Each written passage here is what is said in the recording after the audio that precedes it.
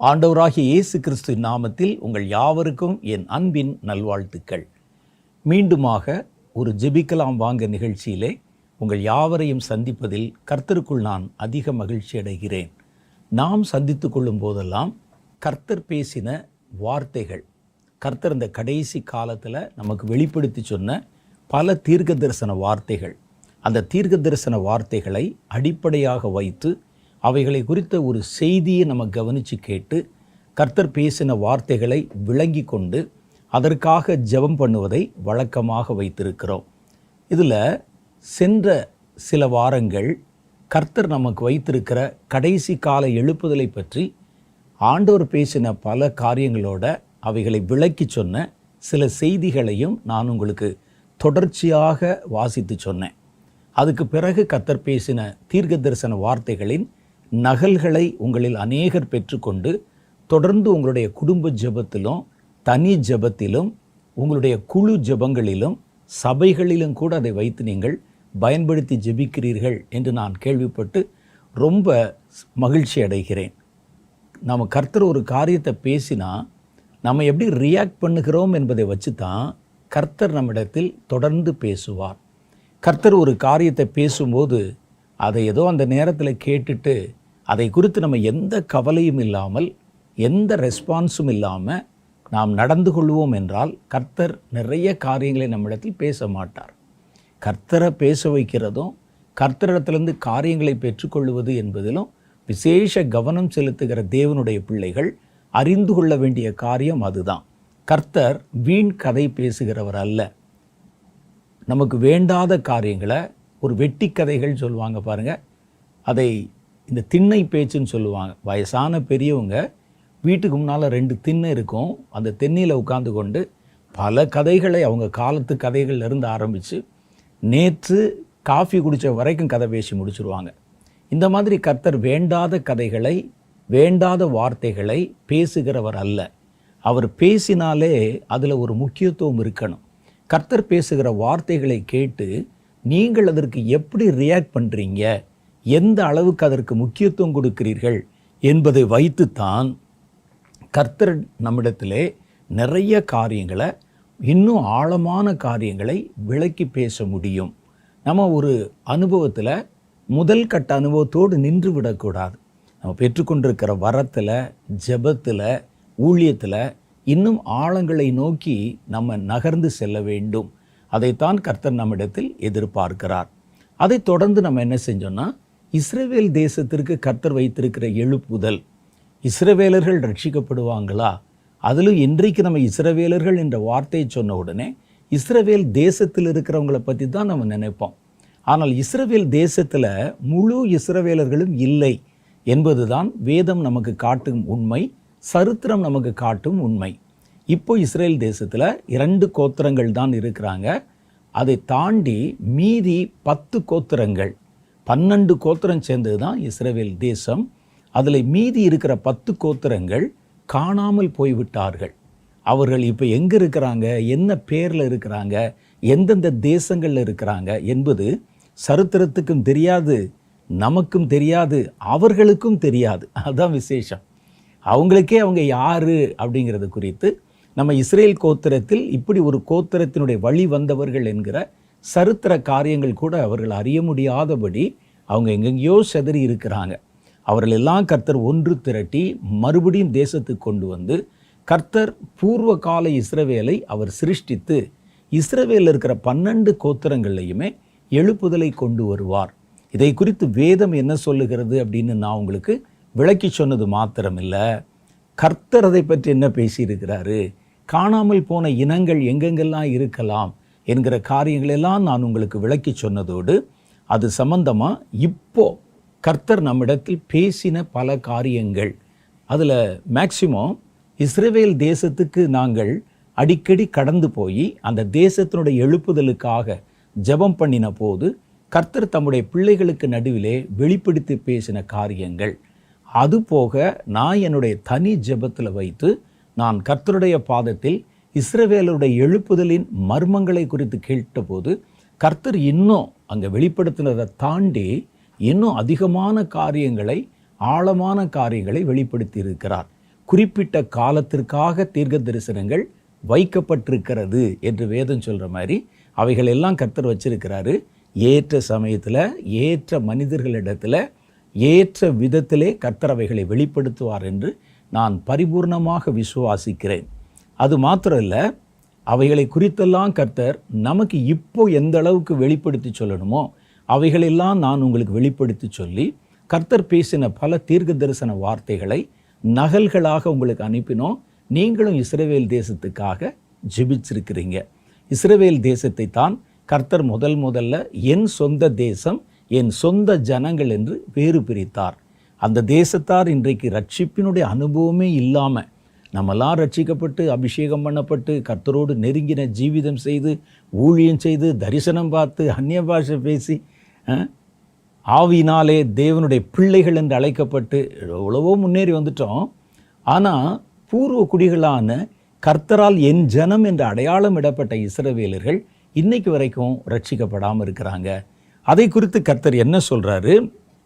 கர்த்தர் சொன்ன காரியங்களை வச்சு நம்ம எதற்காக ஜெபம் பண்ணணும் என்பதை பற்றியெல்லாம் நான் உங்களுக்கு விளக்கமாக சொன்னேன்.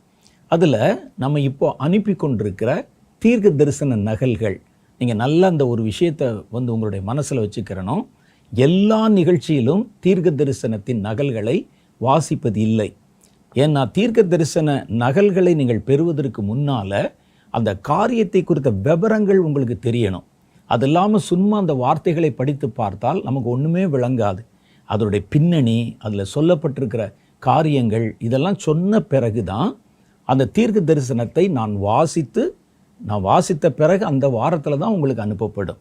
சிலர் ஜெபிக்கலாம் வாங்க நிகழ்ச்சி வந்த உடனே அதில் என்ன சொல்கிறாங்க, என்ன பேசுகிறாங்க என்பதெல்லாம் கேட்காமலே எங்களுக்கு இன்றைக்கி நீங்கள் பேசின தீர்க்க தரிசன நகல் வேண்டும் அப்படின்னு சொல்கிறாங்க. நான் இந்த நிகழ்ச்சியில் பேசுகிற எல்லாமே கர்த்தர் பேசின தீர்க்க தரிசனங்கள் அல்ல. அப்போ ஒரு செய்தி, அந்த தீர்க்க தரிசனத்தின் அடிப்படையில் ஒரு செய்தியை சொல்லி முதல்ல உங்களுக்கு சில விளக்கங்களை கொடுத்து விடுகிறேன். அதுக்கப்புறம் தான் கர்த்தருடைய தீர்க்க தரிசன வார்த்தையை வாசிக்கிறோம். நம்ம அது எந்த வாரத்தில் வாசிக்கிறோமோ அந்த வாரத்தில் தான் அந்த நகல்கள் உங்களுக்கு அனுப்பப்படும், ரிலீஸ் ஆகும், வெளிப்படுத்தப்படும். அப்போ அதுக்கு முன்னால் நீங்கள் கேட்டிங்கன்னா உங்களுக்கு அனுப்ப மாட்டாங்க. இன்னொன்று, அந்த தீர்க்க தரிசன நகல்களை துவக்கத்தில், நம்முடைய நிகழ்ச்சிகளின் துவக்கத்தில் விரும்பி கேட்கிறவர்கள் அவங்க எதுக்காக கேட்குறாங்க அப்படின்னா ஜெபம் பண்ணுறதுக்கு கேட்குறாங்க. அதை வைத்து நாங்கள் வாசித்து ஜெபம் பண்ணுறது கேட்குறோம் அப்படிங்கிறவங்களுக்கு நம்ம அனுப்பி கொண்டிருந்தோம்.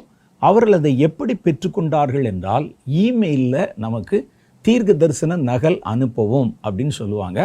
அவர்களுடைய இமெயில் ஐடிகள் முழுவதையும் சேகரம் பண்ணி வைத்து கொண்டு அவர்களுக்கு அந்த மாதத்துக்குரிய தீர்க்க தரிசனத்தை அனுப்புவோம். அடுத்த மாதம் வரும்போது இவர்கள் நமக்கு எழுதி கேட்காமலேயே அவர்களுக்கு தொடர்ச்சியாக அனுப்பி கொண்டிருப்போம். ஒரு தடவை நீங்கள் ரெஜிஸ்டர் பண்ணிட்டீங்க, ஒரு தடவை நீங்கள் கடிதம் எழுதி நம்ம இடத்தில் வாங்கி விட்டீர்கள் என்றால் உங்களுக்கு தொடர்ந்து அந்த தீர்க்க தரிசன நகல்கள் அவைகள் வந்து கொண்டே இருக்கும். நீங்களாக ஒரு வேளை கேட்டு எங்களுக்கு தீர்க்க தரிசனங்கள் அனுப்பினது இதோட நிறுத்தி கொள்ளுங்கள், நாங்கள் இடம் மாறி போகிறோம் அல்லது வேறு நாட்டுக்கு போகிறோம், என்னால் பயன்படுத்த முடியாது, இப்படி ஏதாவது ஒரு சூழ்நிலையில் நீங்கள் வேண்டாம் என்று சொன்னால் ஒழிய ஒவ்வொரு மாதமும் வாசிக்கப்படுகிற தீர்க்க தரிசன நகல்கள் உங்களுக்கு அனுப்பி வைக்கப்படும். இப்போது இமெயில் மூலம் அனுப்புறதுல சிலர் எங்களுக்கு பெற முடியலை, எங்களுடைய இமெயில் ஓப்பன் ஆகலை, அது வேலை செய்யலை அப்படிலாம் பல பேர் எங்களுக்கு கடிதம் எழுதி மறுபடியும் எங்களுக்கு அனுப்புங்கன்னு சொல்கிறது உண்டு. அதற்கு பதிலாக இப்போ நம்ம என்ன செஞ்சுருக்கிறோன்னா, தீர்க்க தரிசன நகல்கள் வாசிக்கப்பட்ட உடனே நம்முடைய புதிய இணையதளத்திலே அவைகளை பதிவேற்றம் செஞ்சுருவோம், அதை அப்லோட் பண்ணிடுவோம். அந்த புதிய இணையதளத்தை நீங்கள் உள்ளே சென்று அதை நீங்கள் கிளிக் பண்ணிங்கன்னா உள்ளே போயிடலாம். ரொம்ப சுலபமான மெத்தடு. அதை பற்றி இப்போ உங்களுக்கு ஒரு சின்ன ஒரு விளக்கத்தையும் உங்களுக்கு கொடுப்பாங்க. அது நல்லா கவனமாக பாருங்கள். பார்த்துட்டு நம்ம என்ன செய்யணும், நம்முடைய இணையதளத்துக்குள்ளே நீங்கள் போனீங்கன்னா இந்த மாதத்தில் அல்லது இந்த வாரத்தில் பேசின தீர்க்க தரிசனங்கள் மாத்திரமல்ல, இதுக்கு முன்னால் முதல்ல பேசின வாசித்த அனுப்பப்பட்ட தீர்க்க தரிசன நகல்களிலிருந்து எல்லா நகல்களும் அங்கே இருக்கும். அந்த இடத்துல நீங்கள் ஒரு கிளிக் பண்ணி அதை நீங்கள் டவுன்லோட் பண்ணி கொள்ளலாம் அவைகளை, அல்லது அதை நீங்கள் உங்கள் பிரிண்டர் ஆப்ஷனில் கொடுத்தீங்கன்னா பிரிண்ட் பண்ணி நீங்கள் எடுத்துக்கொள்ளலாம். நீங்கள் எங்களுக்கு எழுதி ஏன் இன்னும் வரலை அப்படிலாம் கேட்க வேண்டிய அவசியமே இல்லை. அதனுடைய விலாசம், இணையதளத்தினுடைய விலாசம் vincentselvakumar.org என்பது. இதுதான். இதுக்குள்ளே நீங்கள் உள்ளே போயிட்டீங்கன்னா நீங்கள் அடுத்தடுத்து என்ன செய்யணும் என்பது சொல்லப்பட்டிருக்கும். இதை கவனித்து பார்த்து கேட்டுட்டு அதுக்கு பிறகு நீங்கள் செயல்படும்படி உங்களை அன்பாக வேண்டிக் கொள்ளுகிறேன். தீர்க்க தரிசன விஷயங்களில் நம்ம ரொம்ப கவனமாக இருக்கணும். தீர்க்க தரிசனங்கள் என்பது கர்த்தர் சில நோக்கத்திற்காக நமக்கு கொடுக்கிறார். சில தீர்க்க தரிசனங்களை ஜனங்களுடைய உணர்வு உண்டாகும்படி அவர்களுக்கு வெளிப்படுத்தி பேசுவதற்காக கர்த்தர் தீர்க்க தரிசனத்தை கொடுக்கிறார். அந்த தீர்க்க தரிசனங்கள் சம்பந்தப்பட்ட மனிதர்கள் அந்த தீர்க்க தரிசனத்தோட அது பாதிக்கிற இடத்துல இருக்கலாம் ஒருவேளை, அல்லது தீர்க்க தரிசனங்களுக்கு ஜெபிக்கிறவங்களா இருக்கலாம். அவர்கள் நடுவிலே இந்த தீர்க்க தரிசன வார்த்தைகளை அவங்க கைக்கு கொண்டு போய் சேர்க்கிற ஒரு வேலையை கர்த்தர் வச்சிருக்கிறார். மேக்சிமம் கர்த்தர் எதற்கு தம்முடைய தீர்க்க தரிசனத்தை வெளிப்படுத்துகிறார் என்றால், நீங்கள் அந்த தீர்க்க தரிசனத்தை அறிந்து கொண்டு தொடர்ந்து அதற்காக ஜெபம் பண்ணணும். இதுதான் பிரதானமான நோக்கம். கர்த்தர் எல்லாருக்கும் தீர்க்க தரிசனத்தை கொண்டு ப்ரொபகேட் பண்ணுங்க, மற்றவங்களுக்கு சொல்லுங்க என்பதெல்லாம் சொல்லுவதில்லை. அதில் மேக்சிமம் நீங்கள் ஜெபம் பண்ணுறதுக்கு தான் கர்த்தர் சொல்லுவார். ஏனென்றால் சிலர் அரைகுறையாக அதை குறித்த ஒரு பூரணமான ஒரு தெளிவு இல்லாமல் தீர்க்க தரிசனங்களை எடுத்து வியாக்கியானம் பண்ணி எங்கேயாவது போய் யாருக்காவது சொல்லி அது தப்பாயிடக்கூடாது. அதனால் ரொம்ப கவனமாக நம்ம நடக்கணும். தீர்க்க தரிசனம் என்பது கர்த்தருடைய வார்த்தை. கர்த்தர் பேசின அந்த வார்த்தையை கர்த்தர் சொல்கிறார், என் வார்த்தையை வீணிலே வழங்க விட மாட்டேன், என் நாமத்தை வீணிலே வழங்கக்கூடாது அப்படின்னு சொல்லியிருக்கிறாங்க. அதனால நம்ம என்ன செய்யணும்னா, இதெல்லாம் ட்ராக்ஸ் மாதிரி கொண்டு போய் தெருவில் நின்று பஸ் ஸ்டாண்டில் நின்று கொடுப்பதற்குரியது அல்ல. இது கர்த்தருடைய பிள்ளைகள், தீர்க்க தரிசனம்னா என்ன என்பதை அறிந்தவர்கள், தீர்க்க தரிசனத்துக்காக ரியாக்ட் பண்ணுறவங்க, ஜெபிக்கிறவங்க, இவர்களுடைய கையில் தான் இதை நம்ம கொண்டு போய் சேர்க்குறோம். அவர்கள் இதை எடுத்துக்கொண்டு ஏதோ தாங்களே பார்த்த மாதிரி அங்கங்கே போய் ஊழியம் செய்வதும், மற்றவர்களுக்கு அதை குறித்து விளக்கி சொல்லுகிறேன் என்று சொல்லி தப்பான அர்த்தங்களை விளக்கி சொல்வதும் தவறான பின் விளைவுகளை உண்டாக்கிறோம் உங்களுடைய ஆவிக்குரிய வாழ்க்கையில். அதனால் கர்த்தருடைய வார்த்தை, வசனம் என்பது இருபுறமும் கருக்குள்ள பட்டயம். அப்போ அதை பயன்படுத்தும் போது கவனமாக பயன்படுத்தணும். இதை வச்சு நாம் நம்மை உயர்த்தி கொள்ள வேண்டும், அல்லது நாம் ஒரு ஊழியத்தை எஸ்டாப்ளிஷ் பண்ணிடணும், நம்ம அநேக ஜனங்களால் கவனிக்கப்பட வேண்டும் என்ற எந்த விதமான நோக்கமும் தவறான நோக்கம்தான். அதனால் அதை முதல்ல நீங்கள் விளங்கிக்கிறணும். இப்போ நம்ம முதல் கட்டமாக செய்ய வேண்டியது என்னென்னா, பெறப்படுகிற தீர்க்க தரிசன நகல்களை உங்களுடைய வட்டாரத்தில், உங்களுடைய வட்டாரம்னா உங்களுடைய குடும்பத்தில் வச்சு நீங்கள் ஜெபம் பண்ணுறீங்கன்னா குடும்பத்தாருக்கோ, உங்களுடைய ஜெப குழுவில் வச்சு ஜெபம் பண்ணுறீங்கன்னா உங்களுடைய குழுவினருக்கோ, உங்கள் சபையில் வச்சு நீங்கள் ஜெபம் பண்ணுறீங்கன்னா உங்கள் சபையாருக்கோ, இவங்களுக்குள்ள மாத்திரம் முதல்ல நீங்கள் இவைகளை சொல்லி அதற்கான ஜெப குறிப்புகளையும் கொடுத்து அவங்கள ஜெபம் பண்ண வைக்கணும். தொடர்ச்சியாக இந்த வாரத்தில் நம்ம வாங்கினோம், இந்த ஒரு முறை ஜெபம் பண்ணிட்டு விட்டுருவோம் அப்படின்னு விடக்கூடாது. எப்போ வாங்கினீங்களோ அந்த காரியம் நிறைவேறுகிற வரைக்கும், அந்த காரியத்தினுடைய நிகழ்வுகள் வருகிற வரைக்கும் நீங்கள் தொடர்ந்து ஜெபம் பண்ண அழைக்கப்படுகிறீர்கள். அதனால் இது நீங்கள் கவனமாக கேட்கணும்.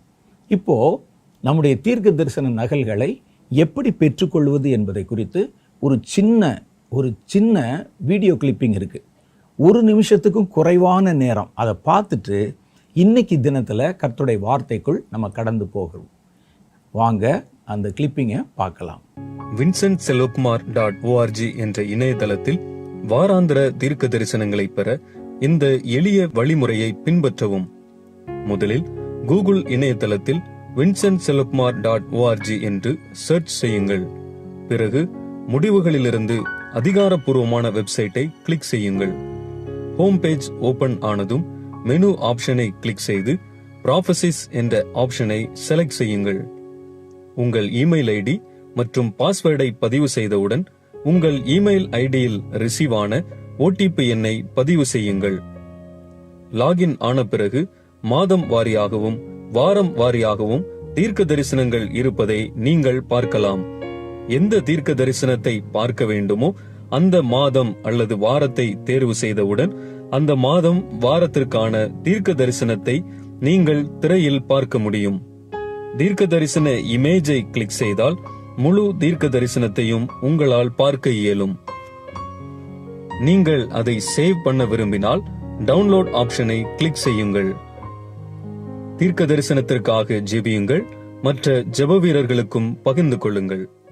சரி, இதுவரைக்கும் நம்ம எழுப்புதலை குறித்தும் இஸ்ரவேலுடைய எழுப்புதலை குறித்தும் பல வாரங்களாக வாசித்து அதற்குண்டான தீர்க்க தரிசன காரியங்களுக்காக ஜெபம் பண்ணோம். இன்னைக்கு நம்ம என்ன செய்ய போறோம்னா, கடைசி காலத்தில் வாழ்கிற நம்முடைய குடும்பங்கள், கடைசி கால குடும்பங்களை பற்றி கர்த்தர் நமக்கு வெளிப்படுத்தி சொன்ன சில முக்கியமான காரியங்கள் இருக்குது. அதில் உங்களுடைய குடும்பமும் அதில் அடக்கமாக இருக்குது. அதனால் நீங்கள் இந்த செய்தியை கவனித்து கேட்கணும்.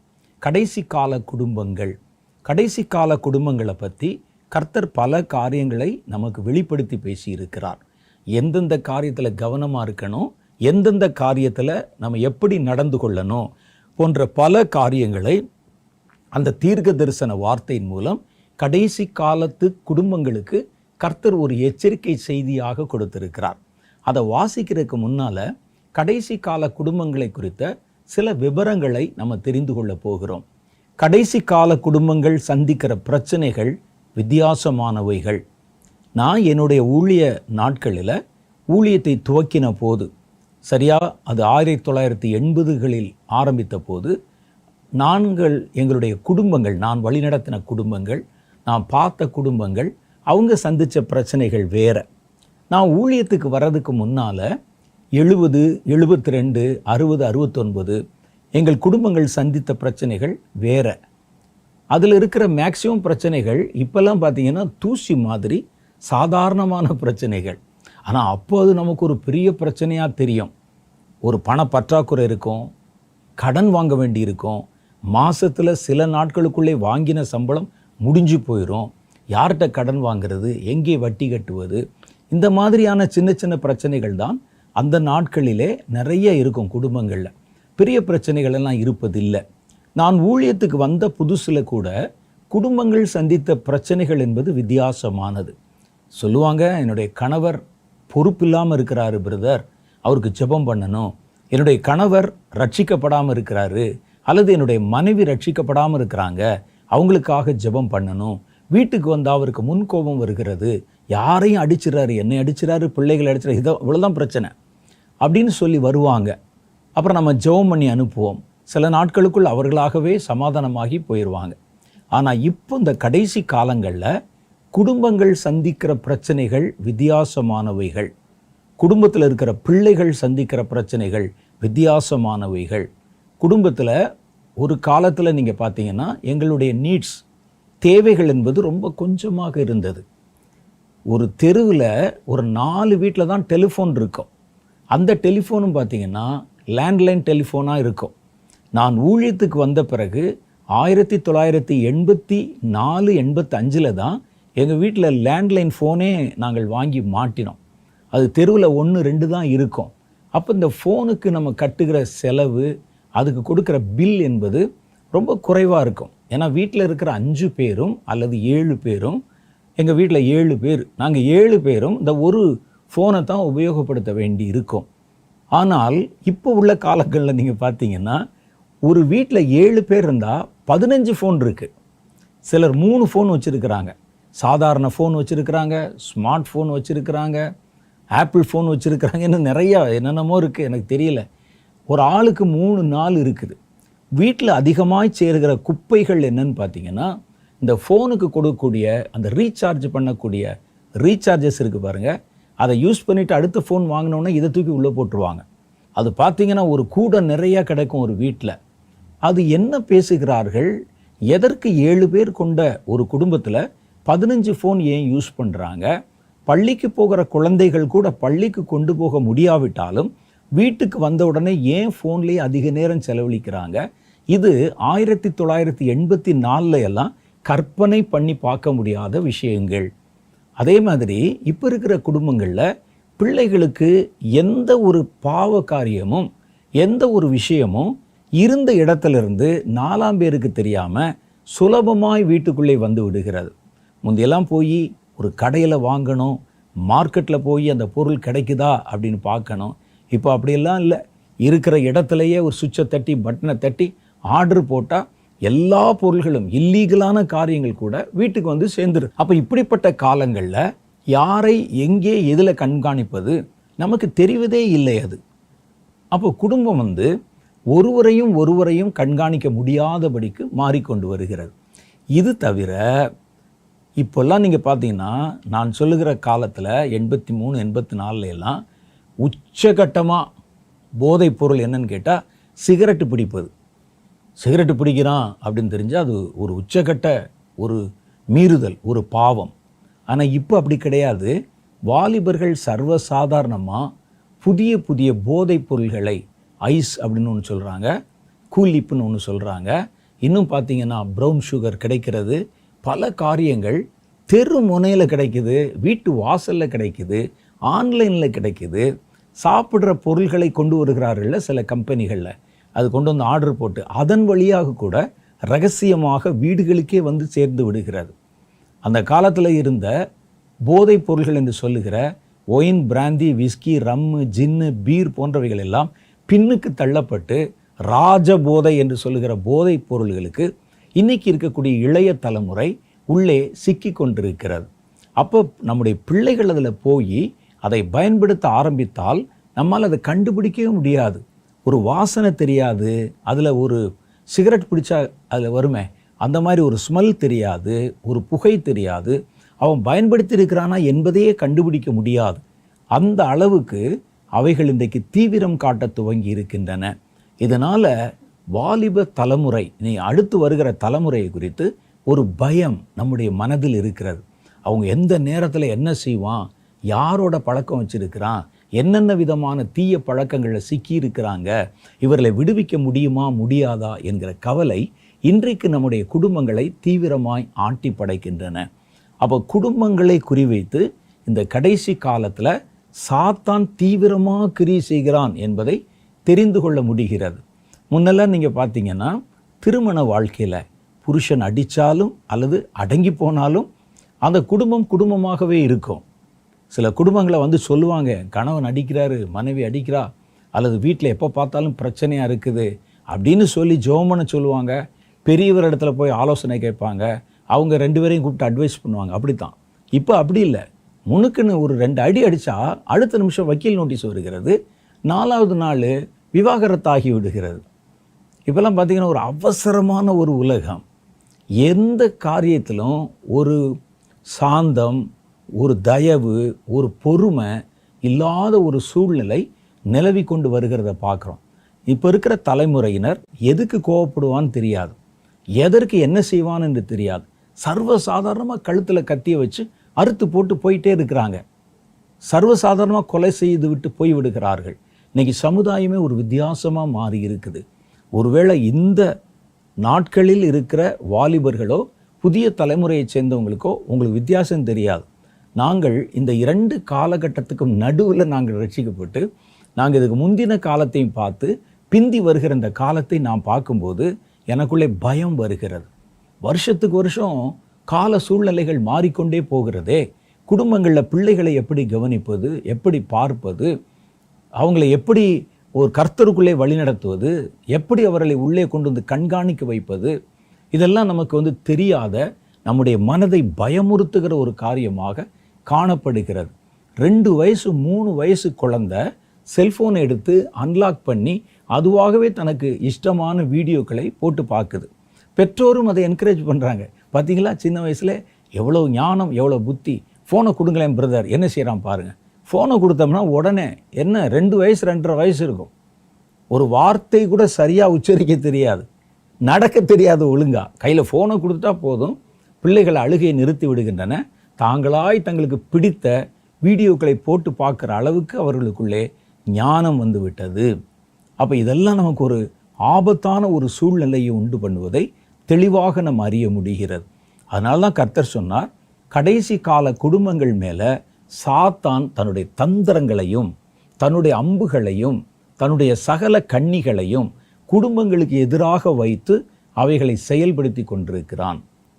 குடும்பங்கள் என்பது தேவனால் கட்டப்பட்டது. ஆதியாகமம் புஸ்தகத்தில் ஆண்டவர் சொல்லும்போது சொல்கிறாரு, மனுஷன் தனியாக இருப்பது நல்லதல்ல என்று சொல்லி அவனுக்கு ஏற்ற துணையை உண்டு பண்ணுவோம் என்று ஏவாளை கர்த்தர் உண்டாக்கினார். அப்போ கர்த்தர் மனுஷன் தனியாக இருக்கிற நல்லதில்லை, ஒரு ஏற்ற துணை உண்டாக்கும்னு சொல்லி ஏவாளை கொடுத்தாரே, அதோடு நிறுத்தியிருக்கலாமே. ஆனால் அதுக்கு பிறகு பார்த்தீங்கன்னா அவர்களுடைய வம்சத்தை கர்த்தர் பிறக்க வைத்தார். இப்போ மனிதன் ஒற்றையாக இருப்பது நல்லதில்லை, தனியாக இருப்பது நல்லதில்லை, 2 பேராக இருக்க வேண்டும் என்பது மாத்திரமல்ல, ஒரு சமுதாயமாக ஒரு கூட்டமாக இருக்கணும், ஒரு குடும்பமாக இருக்கணும் என்பது கர்த்தருடைய நோக்கம். அவர் மனுஷன் தனிமையாக இருப்பது நல்லதல்ல என்று சொல்லி மனைவி மாத்திரம் உண்டாக்கினால் மனைவி போதுமே, அந்த அம்மா தான் இருக்கிறாங்களே போதுமே, அப்புறம் எதற்கு பிள்ளைகள், அப்புறம் எதற்கு பிள்ளைகளுக்கு பிள்ளைகள்? அப்போ கர்த்தர் தனியாக இருப்பது நல்லதல்ல என்று சொல்லும்போது கூட ஒருத்தர் இருக்க வேண்டும் என்று சொல்லலை, ஒரு குடும்பமே ஒரு சமுதாயமே அவர்களோடு இருக்க வேண்டும் என்பதுதான் கர்த்தருடைய நோக்கம், ஒரு திட்டம். ஆனால் இது தேவனால் உண்டாக்கப்பட்ட திட்டம். கர்த்தர் குடும்பங்களை ஏற்படுத்துகிறார், குடும்பங்களை நிறுவுகிறார். சாத்தான் குடும்பங்களை உடைக்கிறான். சாத்தான் குடும்பங்களை உடைப்பது அவனுடைய நோக்கம். சாத்தானுடைய குணாதிசயமே என்னன்னா, ஜனங்களை 2ஆக பிரிச்சிருவான், ஜனங்களை அழிச்சிருவான். யார் 2 பேர் சேர்ந்திருந்தாலும், ஒரு சபை நல்லா ஓடிட்டு இருக்குதா, ஒரு பிரிவினை, அவங்கள பிரிச்சிருவான். 2 நண்பர்கள் ரொம்ப நட்பாக பழகுறாங்களா, பிரிச்சிருவான். சாத்தானுக்கு இடம் கொடுத்தீங்கன்னா சாத்தானுடைய குணம் மனிதர்களை துண்டு துண்டாக பிரிச்சிருவான். முடியலைன்னா 2ஆவது பிரிச்சிருவான். காரணம் என்ன அப்படின்னா, அவன் தேவனுடைய சபையிலிருந்து அவன் தன்னைத்தானே பிரித்து கொண்டு வெளியே வந்தவன். அவனுக்கு ஒரு இடத்துல இசைவாக இருக்க தெரியாது, ஒரு கூட்டத்தில் எல்லாரோடும் அன்பாக இருக்க தெரியாது. அவன் தேவனோடு கூட இணைந்திருந்தவன், தேவனால் உருவாக்கப்பட்ட ஒரு தேவ தூதன், ஒரு கேரூப், தேவனுடைய சபையிலே இருந்தவன். எசேக்கியேல் 28வது அதிகாரம் அதை தெளிவுபட நமக்கு சொல்லுகிறது. தேவனுடைய சபையிலே இருந்தவன், தேவனுடைய ஊழியக்காரனாக இருந்தவன். ஆனால் அதில் நிரந்தரமாக அவனால் நிலைத்து நிற்க முடியல. ஆகவே அந்த இடத்தை உடைத்து கொண்டு தன்னோடு கூட தன் வார்த்தைகளை கேட்கிற ஒரு கூட்டம் தேவதூதர்களை பிரித்து கொண்டு, பிரிவினை எங்கே ஆரம்பிச்சதுன்னு கேட்டால் பரலோகத்திலே ஆரம்பித்தது. அது அவர்களை பிரித்து கொண்டு வந்தவன். அப்போ அவனுடைய ஜீன்லேயே, அவனுடைய எண்ணத்திலேயே, அவன் செய்கிற ஒவ்வொரு செயல்களையும் நீங்கள் கவனித்து பார்த்தா ஒரு பிரிவினை. குடும்பத்தை பிரிக்கணும், குடும்பத்தை கர்த்தர் ஏற்படுத்தி குடும்பம் தேவனுடைய புத்திரர்களை, பிள்ளைகளை உருவாக்கணும், வம்சம் அதிகமாக பெருகணும் என்பது கர்த்தருடைய நோக்கம். மல்கியா தீர்க்கதரிசியின் புஸ்தகத்தில் சொல்லுகிறது, அவரிடத்தில் ஆவி பரிபூர்ணமாக இருந்ததே, பின்னர் ஏன் அவர் ஒருவனை உண்டாக்கினார், தேவ பக்தியுள்ள சந்ததியை பெரும்படிக்குத்தானே என்று எழுதியிருக்கு.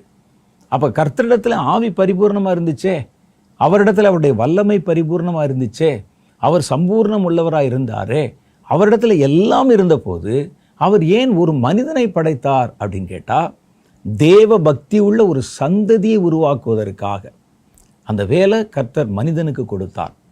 அப்போ சாத்தான் என்ன செய்கிறான் அப்படின்னு பார்த்தா, அந்த தேவனுடைய திட்டம் நிறைவேற முடியாதபடி இவர்களை துண்டு துண்டாய் பிரித்து, கடவுளிடத்திலிருந்து பிரிக்கணும், அடுத்து மனுஷனிடத்திலிருந்து மனுஷனை பிரிக்கணும். அது அவனுடைய முக்கியமான குறிக்கோள். ஆதாமும் ஏவாளும் கர்த்தரோடு இணைந்திருந்தார்கள். சாத்தான் நடுவில் வந்து அவர்களோட பேசி அவர்களை வஞ்சித்து தேவனிடத்திலிருந்து மனிதர்களை பிரித்து விட்டான். அடுத்து அவர்களுக்கு குழந்தைகள் பிறந்தது, 2 குழந்தைகள். இப்போ அவர்கள் ஒரு குடும்பமாக இருக்கிறாங்க. அந்த குடும்பமாக இருக்கிற 2 பிள்ளைகளில் ஒரு பிள்ளையை மற்றொரு பிள்ளையை கொண்டு கொலை செய்ய வைத்தான். அப்போ ஒரு ஆள் கொல்லப்பட்டான், ஒரு ஆள் தேவனால் துரத்தி விடப்படுகிற ஒரு கொலைகாரனாய் மாறிவிட்டான். ஒருவர் கொல்லைப்பட்டார், ஒருவர் கொலைகாரனாய் மாறிவிட்டார். கொலைகாரனாக மாறின உடனே அவர் குடும்பத்தில் இருக்க முடியாது. கர்த்தர் அந்த குடும்பத்திலிருந்து அவரே தன்னை பிரித்து கொண்டு ஓட ஆரம்பித்தார். என்னை கண்டுபிடிக்கிற எவனும் என் மேல் கல்லறிவானே அப்படின்னு சொன்னபோது கர்த்தர் ஒரு அடையாளத்தை கொடுத்து குடும்பத்தை விட்டு பிரிச்சுட்டாரு. அப்போ முதல்ல தேவனிடத்திலிருந்து மனிதன் 2ஆக பிரிக்கப்பட்டான். அப்புறம் மனிதனிடத்திலிருந்து பிரிக்கப்பட்டான். இதுக்கெல்லாம் பின்னால் யார் இருக்கிறா அப்படின்னு பார்த்தீங்கன்னா சாத்தான் இருக்கிற நமக்கு தெளிவாக தெரியும்.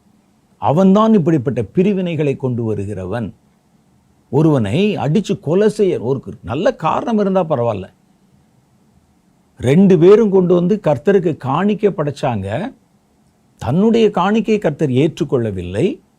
ஆபேலுடைய காணிக்கை கர்த்தர் ஏற்றுக்கொண்டார். இது ஒரு காரணமா? ஒரு ஆளை கொல்ற அளவுக்கு அது ஒரு காரணமா? உடனே அவனுக்கு கோபம் வந்து தன்னுடைய சகோதரன் மேலே எழும்பி அவரை கல்லால் அடித்து கொலை செய்து போட்டார். கொலை செஞ்ச உடனே ஒருவர் மரித்து விட்டார், ஒருவர் கொலைகாரனாகி விட்டார். மொத்தத்தில் 2 பிள்ளைகளையும் குடும்பத்திலேருந்து பிரிச்சிட்டான். அவன் ஒரு பக்கம், இவர்கள் ஒரு பக்கம். அப்படிதான் தொடர்ந்து நீங்கள் எல்லா இடத்துலையும் பார்த்தீங்கன்னா சாத்தானுக்கு நீங்கள் இடம் கொடுக்க ஆரம்பித்தாலே அந்த பிரிவினை என்பது வந்துவிடும். அதுக்கு நல்ல உதாரணம் நம்ம அடிக்கடி சொல்லியிருக்கிறோம். சாத்தான் தாவீதுடைய இருதயத்தை ஏவின போது தாவீது தனக்கு கீழ் இருந்த ஜனங்களை எண்ணிக்கையிட சொன்னார். எல்லாத்தையும் எண்ணுங்கன்னு சொன்னார். எல்லாத்தையும் எண்ணுங்க, நம்ம கீழே நம்முடைய ஆட்சியில் எவ்வளோ ஜனங்கள் இருக்காங்கன்னு கேட்டிருந்தா தப்பு இல்லை. அவர் என்ன சொன்னார் அப்படின்னு சொன்னால், இஸ்ரவேலர்களை தனியாகவும் யூதா கோத்திரத்தை தனியாகவும் எண்ணுங்க. யூதா பென்யமீன் அவங்க 2 பேரும் எப்பவுமே ட்வின்ஸ் மாதிரி இருப்பாங்க. யூதா பென்யமீனை ஒரு பக்கமும் இஸ்ரவேல் 10 கோத்திரத்தை ஒரு பக்கம் எண்ணுங்க. இப்படி எண்ணும்படிக்கு சாத்தான் தாவீதுடைய இருதயத்தை ஏவினது. 12 கோத்திரத்துக்கு தாவீது தானே ராஜா. ஏன் அவருடைய மனசில் இப்படிப்பட்ட ஒரு எண்ணம், பிரிவினை தோன்றினது? அது காரணம் என்னென்னா, தாவீது யூத வம்சத்தை சேர்ந்தவர். அவருடைய மனதில் ஒரு எண்ணம் வந்தது. நம்ம ஆட்கள் எவ்வளோ பேர் இருக்கிறாங்க, நம்ம ஜாதியை சேர்ந்தவங்க, நம்முடைய கோத்திரத்தை சேர்ந்தவங்க எவ்வளோ பேர் இருக்கிறாங்க, மிச்ச ஆட்கள் எவ்வளோ பேர் இருக்கிறாங்க. இதை தெரிந்து கொண்டு என்ன செய்யலாம்? நம்ம ஆட்கள் குறைவாக இருந்தால் இவர்களுக்கு அதிகாரத்தை கொடுத்து இவங்களை இன்னும் பலமாக்கலாம். இன்னும் நிறைய யூத கோத்திரத்தை சேர்ந்தவர்களை இராணுவத்தில் நம்ம வேலைக்கு கூப்பிடலாம். இன்னும் அவர்களை முக்கியமான இடங்கள், அதிகாரங்களில் உட்கார வைக்கலாம். மற்ற கோத்திரத்தார் வேற, இவர்கள் வேற. இந்த பிரிவினை எண்ணம் சாத்தானால் உண்டாக்கப்பட்டது என்று வேதம் நமக்கு சொல்லுகிறது. இதை நான் பல முறை உங்களுக்கு விளக்கி சொல்லியிருக்கிறேன். அப்போ பிரிவினை வரும்போது அது சாத்தானிடத்திலிருந்து வருகிறது. இந்த பிரிவினை அவன் எங்கே செய்கிறான்னா, தேசத்தில் மாத்திரம் இல்லை, சபைகளில் மாத்திரம் இல்லை, குடும்பங்களுக்குள்ளே செஞ்சிருவான். அதான் முக்கியம். ஏன்னா குடும்பங்களை நீங்கள் ஒரு கரப்ட் பண்ணிட்டா சமுதாயத்தையே நீங்கள் கெடுத்து விட முடியும். குடும்பங்கள் கெட்டு போச்சுன்னா சமுதாயம் கெட்டு போயிடும். ஏன்னா சமுதாயத்துக்குரியவர்கள் வெளியே இருக்கக்கூடிய அந்த பப்ளிக்கு, சமுதாயத்தில் இருக்கக்கூடியவங்க குடும்பத்திலேருந்து வந்தவங்க தான் எல்லாருமே. அப்போ இவர்கள் குடும்பத்துக்குள்ளே புகுந்து குழப்பத்தை கொண்டு வந்துட்டா ஒரு மாறுபட்ட ஒரு சந்ததியை இந்த குடும்பங்கள் வழியாக பிறக்க வைக்க முடியும். அப்படி இந்த மாறுபட்ட ஒரு சந்ததி பிறந்தா அவர்கள் துன்மார்க்கராயும் துராகிருதம் பண்ணுகிறவர்களாகவும் அடங்காதவர்களுமாக இருப்பாங்க. இப்படிப்பட்டவர்கள் சமுதாயத்துக்குள்ளே வந்து சமுதாயத்தையும் நிரப்ப ஆரம்பிச்சிருவாங்க. அப்போ டோட்டல் சமுதாயமே கரப்டாகி போயிடும், கெட்டு போயிடும். அப்போ சமுதாயத்தில் போய் ஒவ்வொருவராய் போய் கெடுப்பதை விட எங்கிருந்து ஒரு சமுதாயம் துவங்குகிறதோ, எங்கிருந்து ஒரு சமுதாயம் அங்கே ஆரம்பிக்கிறதோ அந்த இடத்த நம்ம கரப்ட் பண்ணிட்டா அங்கிருந்து பிறக்கிற எல்லாமே கரப்ஷனாக வந்துடும். ஒரு குடும்பத்துக்குள்ளே கொண்டு வந்து ஒரு பகையை போட்டான்னு வச்சுக்கோங்க. ஒரே ஜாதியை சேர்ந்தவங்க அதில் ஒரு குடும்பத்துக்குள்ளே ஒரு மனப்பிறழ்வை, ஒரு பகையை போட்டான். இந்த குடும்பத்தில் இருக்க என்ன செய்வான், இன்னொரு குடும்பத்தை யாரை பகைக்கிறாங்களோ அந்த குடும்பத்தில் இருக்கவங்கள வெட்டி கொல்லுவான். உடனே அவன் என்ன செய்வான், அந்த இரத்தத்தை எடுத்து அப்படியே கையில் தேய்ச்சி அதன் மேலே சபதம் பண்ணி, இந்த வீட்டில் நான் யாரையும் உயிரோட விட மாட்டேன் அப்படின்னு இவன் ஒரு 2 பேரை கொல்லுவான். இவன் கொன்ற உடனே அடுத்த தலைமுறை எழும்பி நம்ம வீட்டில் ஒரு பெரிய கொலை செஞ்சானே இவன் அவனை வெட்டுவான். இப்படியே அது ஒரு சங்கிலி தொடர் போல மாறிக்கொண்டே வரும். இந்த குடும்பத்தை ஆதரவு செய்கிறவர்கள் அந்த குடும்பத்தை ஆதரவு செய்கிறவங்கன்னு 2ஆக பிரிஞ்சுட்டு ஜாதி கலவரமாக, இனக்கலவரமாக, ஒரு கிராமங்களில் கலவரமாக தோன்றி அந்த கிராமங்களில் தீரா பகை இருக்க ஆரம்பிக்கும். நான் சார்ந்திருக்கிற என்னுடைய ராமநாதபுரம் மாவட்டத்தில் சுற்றி இருக்கிற பல இடங்களில் இருக்கக்கூடிய ஜனங்கள் நடுவிலே சில ஜாதி பிரிவினை காரணமாக எனக்கு தெரிந்து ஒரு 40 வருஷமாக பகை என்பது தொடர்ந்து இப்போ வரைக்கும் இருக்குது. தொடர்ந்து அந்த பகை இருக்கிறது. அதுக்கு முன்னால் எவ்வளோ நாளாக இருக்குதோ தெரியல. இது இப்படித்தான் சின்னதாக ஆரம்பித்து ஊதி ஊதி பெருசாகி இவர்களோடு அவர்கள் இணங்கி போக முடியாது, அவர்களோடு இவர்கள் போக முடியாது. இங்கே திருவிழா கொண்டாடினா ஒரு 10 பேரை வெட்டி கொள்ளுவாங்க, அங்கே திருவிழா கொண்டாடினா 10 பேரை கொண்டாடுவாங்க. இந்த மாதிரி நிறைய காரியங்கள், அசம்பாவிதங்கள் அந்த பகுதியில் சர்வசாதாரணமாக நடக்கிறத நீங்கள் பார்க்க முடியும். இது எப்போவோ துவங்கின ஒரு பிரிவினை என்ற வித்து இன்னைக்கு வரைக்கும் அந்த கிராமங்களை, அந்த நகரங்களை ஒன்று சேர விட முடியாமல் ஒருத்தர் பார்த்தா ஒரு மாதிரி முறைச்சிக்கிட்டு போகிறது, மனதிற்குள்ளே அவர்களை வசவு செய்து கொண்டே போவது, சமயம் கிடைச்சா அவர்களுக்கு ஒரு தீமையை செய்வது என்று சமுதாயத்தை கெடுத்து குட்டிச்சோராக்கிட்டான். அப்போ இதன் மூலம் என்ன வரும் அப்படின்னு கேட்டால், ஒரு குடும்பத்தை கரப்ட் பண்ணிட்டா, கெடுத்து விட்டால், அந்த குடும்பத்திலிருந்து வருகிற அந்த தலைமுறை இருக்குது பாருங்க, அது ஃபுல்லாக கரப்டடு ஜென்ரேஷனாக இருக்கும். ஏன்னா அந்த குடும்பம் அவருடைய ஊற்றுக்கண் தானே குடும்பம். ஊற்றுக்கண் கசப்பாக இருந்தால் தண்ணீர் முழுசும் கசப்பாக இருக்கும். மாறா என்ற இடத்துல நல்ல தண்ணி இருந்துச்சு, ஆனால் அந்த தண்ணீர் கசப்பாக இருந்தது. மாறாவினுடைய அந்த நீரூற்றுகள் இருந்தன, ஆனால் அவைகள் கசப்பான தண்ணீரை கொடுத்தன. அது மாதிரி என்ன செய்யணும், அந்த ஊற்றுக்கண்கள், குடும்பங்கள் தான் ஊற்றுக்கண்ணு. அதிலிருந்து தான் மனித சந்ததி, மனித சமுதாயம் அது பிறக்கிறது. மனித தலைமுறைகள் அவைகள் பிறக்க ஆரம்பிக்கிறது. ஆகவே சாத்தான் என்ன செய்யறான்னா, எங்கிருந்து மனித சமுதாயம் தோன்றுகிறதோ அந்த இடத்துல விஷத்தை கலந்துட்டா, அந்த இடத்துல அவர்களுக்குள்ளே ஒரு பகையை உண்டு பண்ணிவிட்டால், தீமையை கொண்டு வந்து விட்டால், அது காலங்காலமாய் தொடர்ந்து அங்கிருந்து புறப்படுகிற எல்லாருமே அந்த வித்தை உடையவர்களாக கரப்டட் பீப்புளாக வெளியே வருவாங்க. இது சாத்தானுடைய மிக முக்கியமான தந்திரங்களில் ஒன்று. அதனால தான் நம்ம ஜாதி பார்க்காதீங்கன்னு ஏன் சொல்கிறோம். ஜாதி பார்த்தால் அந்த நீரூற்று என்பது கசப்பான நீரூற்றாக மாறிடும். நீங்கள் உங்கள் பிள்ளைகளுக்கு எதை சொல்லித் தருகிறீரோ உங்கள் பிள்ளைகள் அப்படி தானே வளருவாங்க. அதை விட்டு நம்மலாம் யார் தெரியுமா, ஏன்டா சும்மா விட்டுட்டு வந்த, அவனை 4 அடி அடிக்காமலா வந்த, நம்முடைய வம்சம் தெரியுமா, நம்ம பரம்பரை தெரியுமா என்றெல்லாம் அவர்களை அப்படி உசுப்பேற்றி கொண்டே இருந்தால் அந்த சமுதாயம் அப்படியே அந்த பாவத்துக்குள்ளே, அந்த பிரிவினைக்குள்ளே நிரந்தரமாய் நின்றுவிடும். அதிலிருந்து பிறக்கிற அல்லது சுரக்கிற எல்லாமே நீங்கள் பார்த்தீங்கன்னா கரப்டடாக இருக்கும். அது சாத்தானுக்கு அதான் வேணும். பூமியிலே கர்த்தரை நேசிக்கிற ஜனங்கள் பெருகக்கூடாது, அவ்வளோதான்.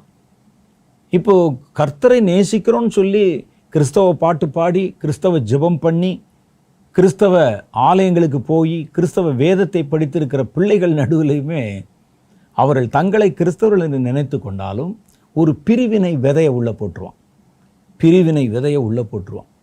போட்ட பிறகு என்ன செய்வாங்க, சபைக்குள்ளேயே நீ யாரு, நான் யாரு, யார் பெரியவன், யார் சின்னவன், உங்கள் ஜாதி என்ன, எங்கள் ஜாதி என்ன, இந்த சண்டைகள் எல்லாம் உண்டாகிறதை பார்க்குறோம். ஒரு இடத்துல ஒரு கன்வென்ஷன் மீட்டிங்க்கு சமீபத்தில் நான் போயிருந்தேன், ஒரு கூட்டத்துக்கு போயிருந்தேன். அப்போது சபைகளுக்காக ஜெபம் பண்ணினார்கள். ஜெபம் பண்ணோம், எல்லாம் பண்ணிவிட்டு நான் வந்து உட்கார்ந்தேன். பக்கத்தில் இருந்த ஒரு ஊழியக்காரர் சொன்னார், ஒரு பாஸ்டர் சொன்னார், எல்லாம் நல்லா தான் பிரதர் போய் கொண்டிருக்கு, அடுத்த மாதத்தில் எங்கள் சர்ச்சில் எலெக்ஷன் வருது, அப்புறம் தான் பார்க்கணும் இவர்கள் என்ன ஆகிறார்கள் என்று. இப்போ அழுவாங்க, அந்நிய பாஷை பேசுவாங்க, கண்ணீர் விடுவாங்க, துறப்பிலே நின்று முழங்காலில் வந்து மணிக்கணக்காக ஜெபம் பண்ணுவாங்க. ஒரு எலெக்ஷன் வந்துச்சுன்னா அப்படியே டோட்டலாக மாறிடுவாங்க. இவன் இந்த ஜாதி அந்த ஜாதி என்ற பிரிவினை அவர்களுக்குள்ளே வந்துவிடும். நான் எந்த விதத்தில் ஆசீர்வதிக்கப்பட்டவன் என்றால், நாங்கள்லாம் ரட்சிக்கப்படுறதுக்கு முன்னால் இருந்தே எங்கள் குடும்பத்தில் யார் என்ன ஜாதி என்று யாருக்கும் சொல்லித் தருவதும் இல்லை, பேசுவதும் இல்லை. என்னுடைய தகப்பனார் ரொம்ப கர்த்தர் மேலே பக்தி உள்ளவர். அதனால் பிள்ளைகளுக்கு என்னுடைய சர்டிஃபிகேட் நீங்கள் இப்போவும் பார்க்கலாம். அந்த காலத்திலேயே 1962 63 என்னுடைய சர்டிஃபிகேட்டில் இந்தியன் கிறிஸ்டியன் என்று தான் பதிவு செய்யப்பட்டிருக்கு. எங்கள் வீட்டில் இருக்கிற எல்லாருடைய சர்டிஃபிகேட்லேயும் நாங்கள் என்ன குலம், என்ன கோத்திரம், என்ன ஜாதி வீட்டில் பேசக்கூடாது, அவ்வளோதான். அதனால் இது அந்த உணர்வே இல்லாமல் எங்களை வளர்த்து விட்டார். இப்போ வரைக்கும் எனக்கு தெரியாது. அப்போ நம்ம கர்த்தருடைய பிள்ளைகள். ஜாதி என்பது யார் பிரித்தது? ஒன்று, அது சாத்தானுடைய மனதில் தோன்றின ஒரு காரியம். இரண்டாவது, அந்நிய மதத்தவர்கள் அவர்கள் தங்களை மற்றவர்களை அடக்கி ஆள்வதற்காக வர்ணங்கள், ஜாதிகள் என்ற பிரிவினைகளை கொண்டு வந்தாங்க. நம்ம கர்த்தருடைய வேதத்தை நம்புகிறோமா அல்லது அவர்கள் நமக்கு சொல்லிக் கொடுத்த பாரம்பரியத்தை நம்புகிறோமா என்ற ஒரு கேள்வி நமக்கு வருகிறது. அந்த பாரம்பரியத்தை நம்புகிறவன் தான் அவர்கள் கற்பித்து கொடுத்த ஜாதியை பற்றி பேசுவாங்க, அவர்கள் சொல்லிக் கொடுத்த அந்த பிரிவினைகளை பற்றி பேசுவாங்க. அப்போ சாத்தானுக்கு இந்த கடைசி காலத்தில் மிக முக்கியமான ஒரு ப்ராஜெக்ட், ஒரு நோக்கம் என்ன அப்படின்னு கேட்டிங்கன்னா, குடும்பங்களை வெறும் ஜாதி பிரிவினையில் மாத்திரம் இல்லை, குடும்பங்களில் குழப்பத்தை, பிரிவினையை, பாவத்தை, குடும்பத்தை கெடுத்து விடுவது. இப்போ ரொம்ப தீவிரமாயிருச்சு அது. இது எல்லா காலத்திலும் இருக்குது. நான் தான் ஏற்கனவே சொன்னேன், ஆதாம் காலத்திலிருந்தே இருக்குது. ஆனால் இப்போ உள்ள காலத்தில் குடும்பங்களை கெடுப்பது என்பது அதி தீவிரமாய் மாறி இருக்கிறது. அதி தீவிரமாக. ஏன்னா சமுதாயத்தில் ஒவ்வொரு அசைவும் பயங்கரமாய் மாறிக்கொண்டிருக்கிறது. சமுதாயத்தில் ஒரு பக்கம் வளர்ச்சி என்று சொல்லப்பட்டாலும் அதை நுணுக்கமாக பார்த்தீங்கன்னா அது மனித குலத்துக்கு தீமையை கொண்டு வருகிறது. அப்போ இந்த கடைசி கால குடும்பங்கள் ரொம்ப கவனமாகவும் ரொம்ப ஜாக்கிரதையாகவும் செயல்பட வேண்டியது அவசியமாக இருக்குது.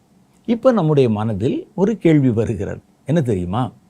சாத்தான் நம்ம குடும்பத்தை ஏன் கெடுக்கணும்? ஏன் கெடுக்கணும்? ஆதாம் ஏவாள் குடும்பத்தை ஏன் கெடுத்தான்? அவனுக்கு தெரியும் கர்த்தருடைய நோக்கம் தன்னை ஆராதிக்கிற ஒரு கூட்டத்தாரை மனித குலத்திலிருந்து எழுப்பணும். அவரிடத்தில் ஆவி பரிபூர்ணமாய் இருந்ததே, பின்னர் ஏன் அவர் ஒருவனை படைத்தார்? பக்தியுள்ள தேவ பக்தியுள்ள சந்ததியை பெரும்படிக்குத்தானே என்று வேதம் சொல்லுது பாருங்க. அப்போ அவருடைய நோக்கம், அந்த குடும்பத்தை கட்டினது நோக்கம் தேவ பக்தியுள்ள சந்ததியை பலுகி பெருக பண்ணணும். அவர் பூமியிலே படைச்ச எல்லாவற்றை பார்த்து சொன்ன வார்த்தை பலுகி பெருகுங்கள். ஒரு பறவையாக இருக்கட்டும், மிருகமாக இருக்கட்டும், எல்லாம் மச்சங்களாக இருக்கட்டும், மீன்களாக இருக்கட்டும், எல்லாவற்றையும் கர்த்தர் பலுகி பெருகும்படிக்கான கட்டளை கொடுத்தார். பூமியை நிரப்புங்கள் என்றார். அதே மாதிரி பூமியை மனிதர்கள் நிரப்பணும். ஆனால் தேவ பக்தி உள்ள சந்ததியினால் நிரப்பணும். அதுதான் அவருடைய நோக்கம். சும்மா இல்லை. எல்லாரும் இப்போ பாருங்கள், ஜனங்கள் பெருகி தான் இருக்கிறாங்க. இந்தியாவிலெல்லாம் 150 கோடியை தாண்டி போய் கொண்டிருக்கிறது. ஆனால் கர்த்தர் இந்த பெருக்கத்தை சொல்லலை. தேவனை ஆராதிக்கிற சந்ததி அது பலுகி பெருகணும்.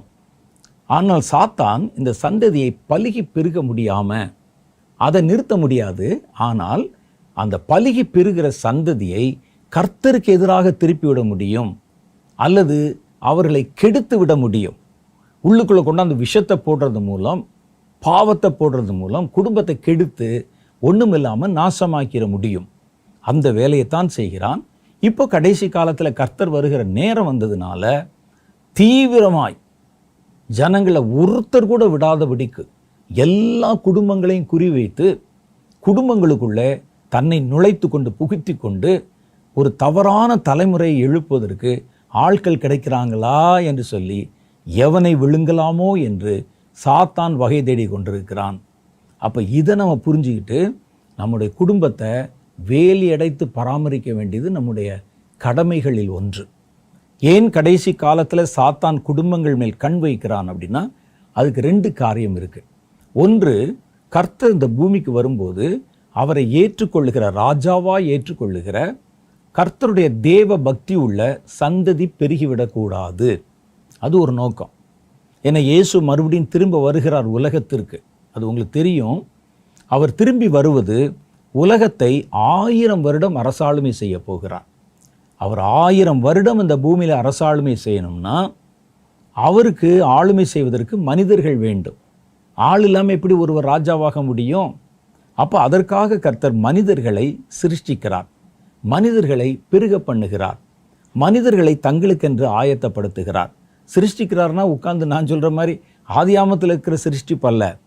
நம்மை தம்முடைய ஆவியினாலே சிருஷ்டித்து புது பிறப்பை அடைய வைத்து தேவ சந்ததி என்ற ஒரு கூட்டத்தை கர்த்தர் உருவாக்கி கொண்டிருக்கிறார். இந்த கூட்டம் இல்லாட்டினா இயேசு இந்த உலகத்துக்கு வந்தால் அவர் ஆளுமை செய்வதற்கு ஜனங்களே இல்லாமல் போயிடுவாங்க. இது சாத்தானுக்கு தெரியும்.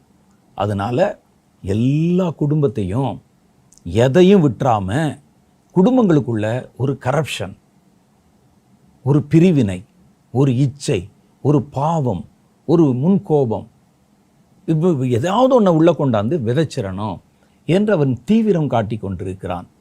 அதிலும் குறிப்பாக யாரிடத்துல முதல்ல தீவிரம் காட்டுவான்னா, கடவுளுடைய பிள்ளைகள், தேவனுடைய பிள்ளைகள், தேவனை அறிந்திருக்கிறவங்க, அபிஷேகம் பண்ணப்பட்டிருக்கிறவங்க, ஊழியம் செய்கிறவங்க, இவங்க குடும்பத்தை தான் முதல்ல அவன் கண் வைக்கிறான். மற்ற குடும்பங்கள் அவனே கெடுத்துட்டு வந்து சேர்ந்துருவான். ஆனால் இவர்கள் மாத்திரம் வினோத பழக்கத்தோட உலகத்தை ஆராதிக்காம, உலகத்தில் ஆராதிக்கப்படுகிறவைகள் எவைகளோ அவைகளை அலட்சியம் செய்து தங்களை உண்டாக்கின தேவனை ஆராதிக்கக்கூடிய ஒரு கூட்டம் இருக்குன்னு சொன்னால் அது கிறிஸ்தவர்கள். நான் சொல்றது உண்மையான கிறிஸ்தவர்கள். அப்போ இவங்க குடும்பத்தை தான் முதல்ல ரொம்ப டார்கெட் பண்ணுவான். ஏன்னா மற்றவங்க எப்படினாலும் வந்து சேர்ந்துருவான். மற்றவர்களை சில சமயத்தில் நமக்கு எடுக்க வேண்டியிருக்கும், சில சமயத்தில் அவனை கெடுத்து கொள்ளுவான். நமக்கு வேலை சுலபம். ஆனால் தேவனுடைய பிள்ளைகள், அவர்கள் மூலம் ஒரு சந்ததி பிறந்திடக்கூடாது. அது தேவனை நம்புகிற, அவருடைய ஆட்சியை எதிர்கொள்ளுகிற, அவருடைய ஆட்சியிலே நீடித்து நிலைக்கிற ஒரு கூட்டம் அது பிறந்திடக்கூடாது. அதனால் என்ன செய்யறான்னா, முதல் பார்வை, நீங்கள் நல்லா கவனிக்கணும், முதல் பார்வை நம்முடைய குடும்பங்கள் மேலே தான் வச்சிருக்கிறான். நீங்கள் பக்தியாக இருப்பீங்க, ஃபாஸ்டிங் பண்ணுவீங்க, கிராமங்களுக்குள்ளே போய் ட்ராக்ஸ் கொடுப்பீங்க, ஊழியம் செய்வீங்க, மற்றவர்களுக்கு இயேசுவை பற்றி சொல்லுவீங்க. இதை நீங்கள் செய்து கொண்டிருக்கும் போதே சத்துரு நம்ம வீட்டில் நம்மால் கவனிக்கப்படாத நம்முடைய பிள்ளைகளுக்குள்ளே லேசாக உள்ள வந்து தலையை காட்டி பிள்ளைகளை கவிழ்த்து போடுகிறதை பார்க்க முடியும். நான் இப்படி சொல்கிறேனேன்னு சொல்லி நீங்கள் தப்பாக யோசிக்காதீங்க. நான் பார்த்ததில் நல்ல ஊழியம் செய்த பல ஊழியக்காருடைய பிள்ளைகள் அவங்க வித்தியாசமாக மாறி போகிறத பார்த்துருக்கிறேன். எனக்கு ஆச்சரியமாக இருக்கும். நான் வந்து பேரெல்லாம் சொல்ல விரும்பலை, ஆனால் அது உண்மையாக நீங்களே யோசிச்சு பாருங்கள். நல்ல ஒருத்தர் ஃபயராக இருப்பார், ஆயிரக்கணக்கான பேரை கர்த்தருக்குள்ளே நடத்தி இருப்பார், உபதேசத்தில் அவ்வளோ கண்ணும் கருத்துமாக இருப்பார். ஆனால் அவருடைய பிள்ளைகள் வித்தியாசமாக இருப்பாங்க. ஆராதனையில் இதை கொண்டே கலக்கலாமே, அப்பா நீங்கள் என்ன அந்த காலத்து ஆள் மாதிரி ஜிப்பா போட்டு நிற்கிறீங்க, இப்படி ஆடலாமே பாடலாமே அப்படின்னு சொல்லி அவனும் கெட்டு சபையும் கெடுத்து அடுத்த தலைமுறை அந்த ஊழியத்தில் வரும்போது அது நீங்கள் நல்லா நமக்கு பார்த்தா தெரியும், கரப்டட். அவர்களுக்குள்ள தேவ பக்தி இருக்காது.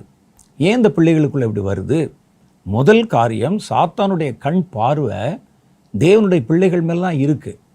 இவர்களை நம்ம நல்ல ஒரு தலைமுறையாக எழும்பி வரவிடக்கூடாது. இந்த ஆள் முதல்ல ரட்சிக்கப்பட்டு ரொம்ப வைராக்கியமாக செய்கிறான், ரைட்டு, நீ செய்யப்பா. ஆனால் எனக்கு தேவை நீ மாத்திரம் இல்லை, உன்னுடைய பிள்ளைகள், உன்னுடைய வம்சம். உன் பிள்ளைகளை கவனிக்காமல் நீ போய் காரியத்தை செய்யறில்ல, ராத்திரி பகல் 24 மணி நேரம் அங்கே ஊழியம் இங்கே ஊழியம் போறியில்ல, பிள்ளைகளுக்குள்ளே சத்துரு தன்னுடைய கண்ணியை வைத்து விடுவான்.